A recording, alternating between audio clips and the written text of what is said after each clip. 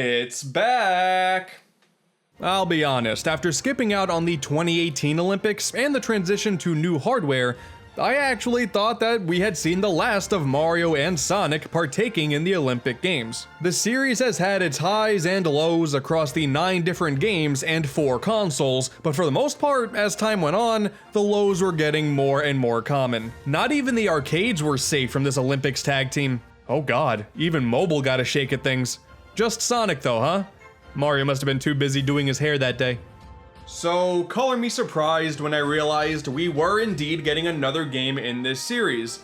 Alright, I already played the rest of them, I may as well check this one out as well. And actually, this was a review code provided by Sega, so very much appreciated, thank you for that. Let's see what this modern day Olympics romp has to offer us, maybe things are different now. How did this series get 10 games? Everyone thought this was initially an April Fool's joke.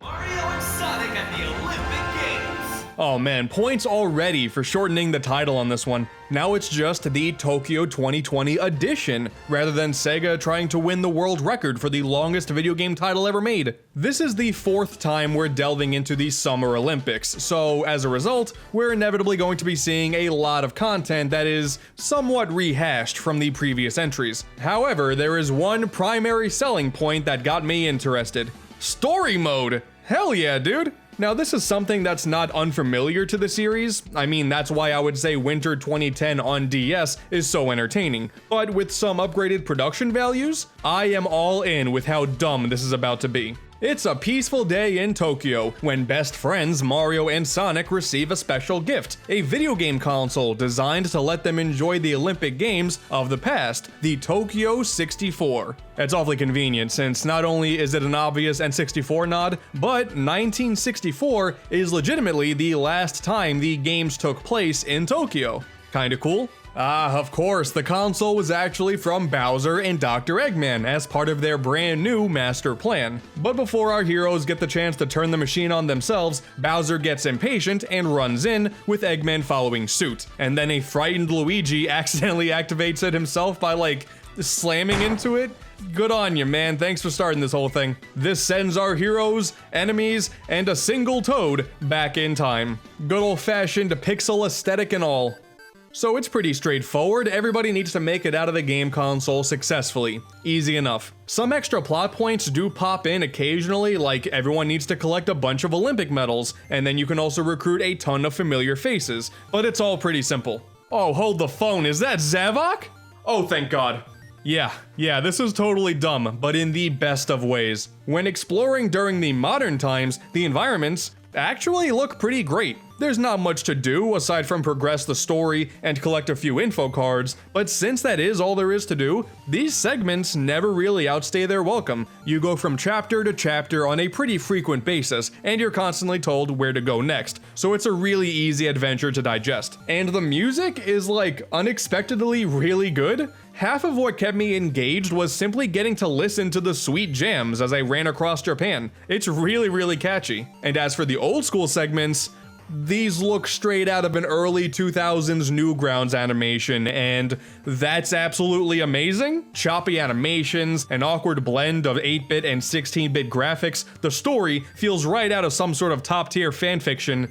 It is so bad, it's perfect. And the music quality continues to be top-notch with retro-sounding versions of the existing songs, which is pretty cool. But the name of the game remains the same. It's all just simply a way to tackle a bunch of actual Olympic events. Yeah, many of these do return from previous games without a ton of changes, but I guess Sega took the extra time to add some polish here, because this is actually some of the best these games have ever felt. Even comparing some to the last game, 2016 on Wii U, improvements are really obvious. It also helps that there are no gimmicks here. You can often play with motion-controlled Joy-Cons, but the entire game can also be played with only a Pro controller. Super refreshing coming after some of the weird gamepad nonsense on the Wii U games. And even when some motion controls are mandatory, it actually feels kinda good. Some playable characters are exclusive to specific events, which is kinda weird, but hey, this means we barely ever have to see Zaz, and I'm okay with that. Why does Sega continue to act like we care about the Deadly Six? That's very confusing. And most of the characters even wear appropriate attire for the individual events as well.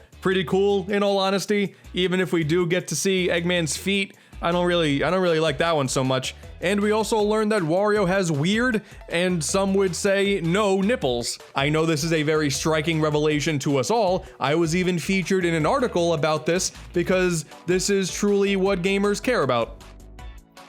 I've stopped asking questions about my life. The events that are brand new here match that same level of quality. All of them are pretty fun, some definitely asking to be replayed to better your score, and some I'm sure would be a blast with other people. When it comes to the lineup of legitimate Olympic events, I think they did a good job. But what about the dream events? Those are easily the best part of the franchise, where the fan service is often at its maximum. Well, unfortunately, that's where this game fails.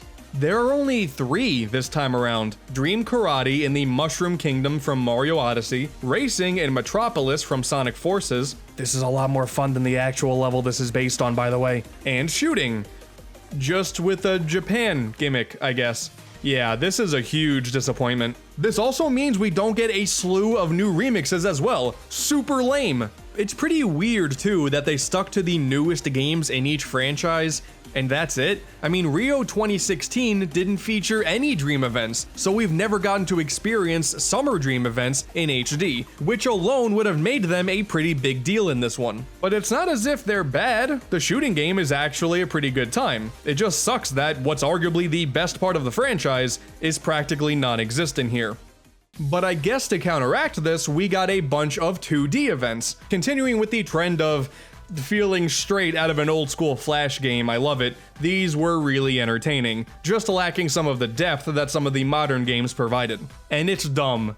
Really, really dumb. But man, this is the sort of stuff I love about video games. There are even 10 proper mini-games too, extra bursts of fun that are spread throughout the story mode. And they are, boy, are they ever out there. Dude, what is this? What is this? This is amazing! Oh man, there's a game where you just beat up dozens of Shy Guys on the streets of Tokyo. This is incredible. A stealth game throughout a museum. Okay, yes. Listen, alright, if we're never gonna pull the trigger on a proper Mario and Sonic action game, more wacky and zany stupidity, in my opinion, will do this series a world of good. The Olympics, we've done that enough by now. Everyone's won enough Olympic medals for a lifetime, then some. Now they're just showing off. The story mode honestly kept me interested from start to finish. It only lasted around 5 or so hours, but it was exactly what I wanted without knowing that I wanted it beforehand. Like, the plot takes this super dramatic turn when the console's batteries are nearing empty. Oh man, it's so ridiculous. I love it. However, admittedly, once you get past it, there really isn't much reason to go back to any of these events. Some of these would make for some fun local multiplayer sessions for sure, but it would be pretty short-lived, which admittedly has been a problem with this franchise from the beginning. I made such a point to talk a lot about the story mode above all else, because that's really all there is here. There is online play again, with no weird restrictions like there were in Sochi 2014, but I'm already having issues getting into games, so that's cool. I guess everybody's already done playing this game, it's brand new. But again, with only a couple games offering more depth than others, jumping online to do a quick 10-second race and then get thrown back into menus doesn't really sound too appealing. This game would have greatly benefited from some sort of basic tournaments like the first game, a day-by-day styled campaign like Winter 2010, even a wacky and crazy board game like in London 2012, just something to encourage multiple playthroughs. I mean, hell, in one of them you could even play with the balance board. It's a weird thing I wouldn't recommend, but at least it was something else to do. I played through the story mode once. I can go and collect more info cards if I really wanted to, but really, there's simply nothing else here that's pulling me back in for more. There's a lot this game gets right, but it's still restricted by sticking to the Olympics. At least when we talk about comparing it to the other ones, you know, I think Winter 2010 on Wii and DS are still the best, but this is far and away better than either of the Wii U or 3DS outings. So, there's that.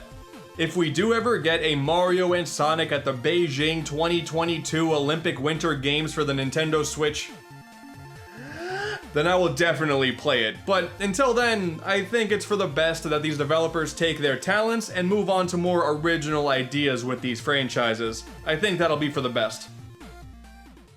Or you just ensure me that I get to beat up a bunch of Shy Guys in the snow this time around. That'll be fine too.